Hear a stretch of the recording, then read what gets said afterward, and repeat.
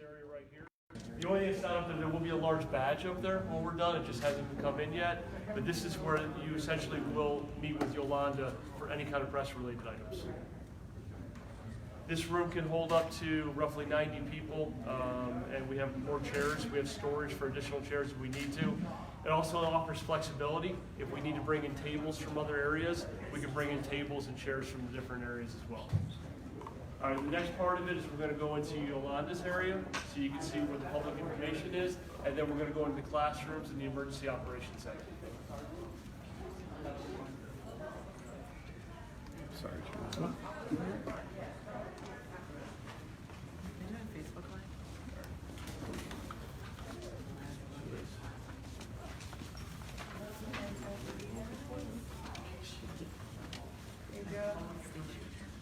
This is where you will meet with Yolanda and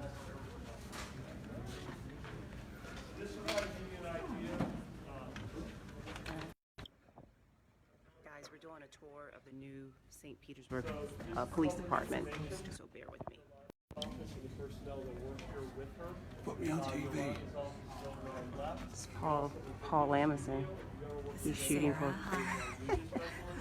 You can check me out on Channel 10. I'm sorry, the type of balloon, you'll know exactly what I'm talking about when you look in there. This gives you an idea of what the workspaces look like. This is one of the smaller rooms in the building. Most of the other rooms we've built to have flexibility, so they have the mountable walls and detachable walls. But this room in here is for public information. It was designed so when you meet with Yolanda and her group, you can just come in and out of this room and go into the media area next door. And if you want to look, feel free to do so. That is Yolanda's office. That's indicative of what an executive level office will look like. Jen Dawkins' media studio. We haven't moved it in yet. She's going to bring in most of her items from across the street. Nearly all the furniture in this building is brand new. We will not be bringing over any furniture or anything from the old building whatsoever, except for Jen Dawkins. She has a couple special tables that she wanted to keep, so we're bringing in there. So if you want to take a look, please do so. It'll give you an idea of what the spaces look like for the employees.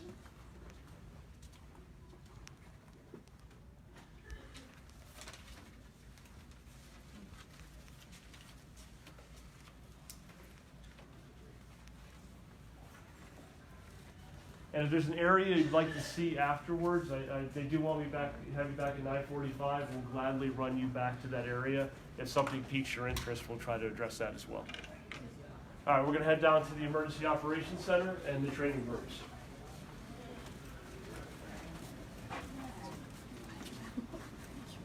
You're going to go to the left. And you're going to go to the left. Take any place you'd like to sit up in here.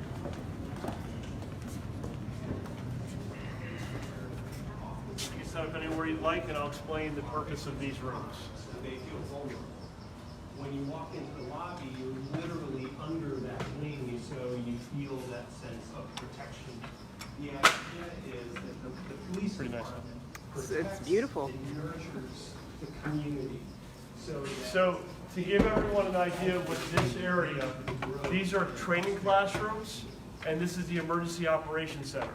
So in the event of a natural disaster or something related, the city needs to call together the directors, the mayor's office, and everyone will meet over in this location. One of the things we discussed about the flexibility of this option, these walls that you see to our left and right will open up, and they close completely, and they're soundproof, so you can actually hook them to the floor. It allows for the flexibility of having classrooms. We do have the training center across the street down on 13th Avenue, but this allows us to have larger classrooms. But we can also have ceremonies, promotional ceremonies, graduations, anything related to that. We can also have different training from around the country if we want to host anything. So this allows flexibility over here. This will be the Emergency Operations Center here. It currently was housed in our Water Resources building, and that wasn't rated for a hurricane. This is rated for a Category 5 hurricane. So that's why we moved everything to this location.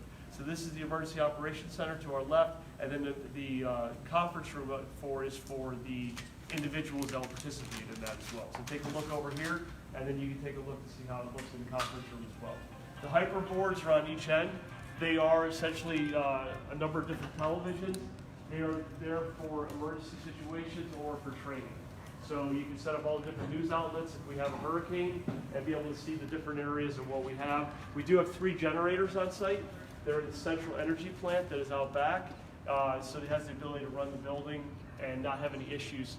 When we had the hurricane last time, we lost power for 5 days. And we were constantly having to deal with generators. One did go down for a little while because one was originally put in the building in 1950. The other was put there probably about 1990.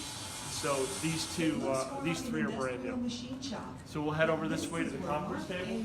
Is creating the landmark sculptures that will greet the public at the new St. Petersburg Police Headquarters. Take any pictures that you'd like, and we'll just go through the conference room to see, And so you 20-foot can see tall what an ideal metal conference. blossom that will stand at the entrance. Gladiolus shares its name with the gladiator. It historically shares a number of meanings that run parallel to the courthouse. Screen, it's not a regular television, so you can pull up a computer in this location, and we have a few of them throughout the building. They're not very common, but in the areas that we need them, this is where the smart board is right here. Okay? All right, we're gonna take a walk down where all the officers and supervisors are on our way to the 2nd floor. I left mine in the lobby.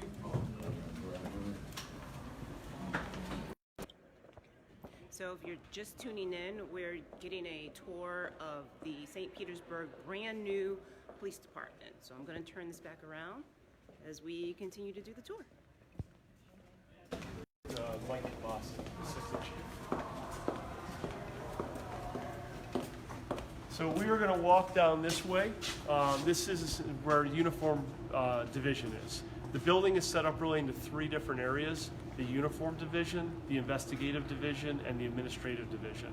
This is the uniform component. So we have our traffic division that's over here, our field training office is over here, and then this is essentially a supervisory row that I call it. You'll have the sergeants on the left, the majors, and then the officers will be in this common area over here, and we'll continue down. You'll see more cubicle type spaces. Again, you can see that the idea was to keep everything open, because 10, 15 years from now, we want to ensure the building meets our needs, and you don't want to have cubicle space or drywall where it makes it a little more difficult. So you have maximum flexibility within the spaces to allow for changes 10, 15, 20 years from now. That was one of the challenges we found in the old building. Everything was so cobbled together, it didn't allow for anything, so you were stuck with what you had. You had the ability to do anything you'd want in these spaces now. And we'll just make it easy. You can take anything you'd like to see, but this will walk through. And I know we had a discussion about the maximum flexibility. This is why it was designed such. Because in the future, you can do anything that you want with this rather than taking walls down. We do have a few break areas throughout the department. You can see that we have microwaves for the employees to be able to heat up their food. And storage is kind of in the back areas as well. This is, hey, you found your desk. You're not leaving, I guess. So these are the majors that run these the different districts, and then these are supervisory areas. Again, we didn't give anybody their own individual offices unless they were at executive level. We put them together in groups to not cobble everything together. So we'll continue to walk down, and we're just going to walk all the way down to the end of the hall. We'll go to our read-off section. These are their administrative assistants out front.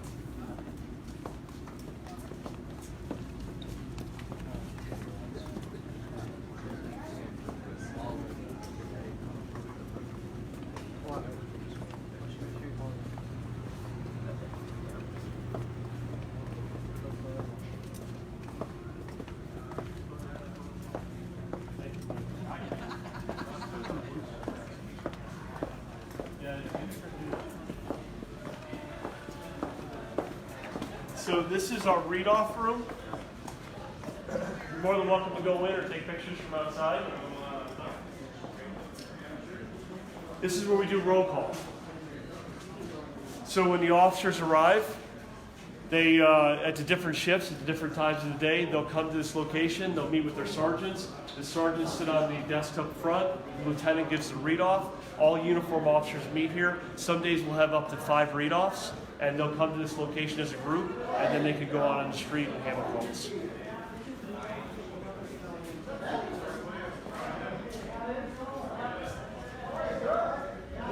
light allows you to have everything in there, so again, it's not an environment where it's cordoned off. It allows for we'll have some tables out here as well. This will be a small break area for the officers when they come in. So they have a fridge and a microwave, and they'll be able to sit here and meet prior to or after they have a reason.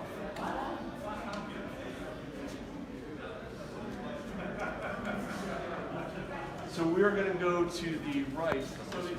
We're going to go to the right over here to touch a few areas on the first floor before we go over. Okay, so we're going to sign off for now, but we're going to continue with the tour, and then we'll bring all this to you a little bit later on WFLA.com, on Facebook, as well as our newscast this evening. Bye.